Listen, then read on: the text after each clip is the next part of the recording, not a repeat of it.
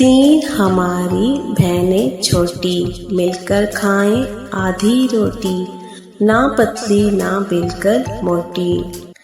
मीदू इनमें सबसे छोटी, मीदू ने एक तोता पाला, इस तोते का रंग निराला, नीचे नीला ऊपर काला, टिड्डे जैसी आँखों वाला।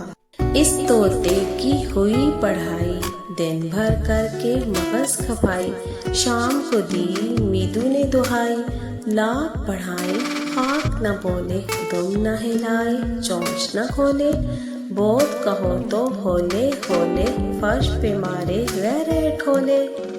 भाई ने सोचा इसको बुलाए, छेड़ा जो उसको दाएं बाएं, तोता बोला काएं काएं, मीदू बोली हाय हाय, मैंने इसको तोता समझा, ये तोता तो कौवा निकला।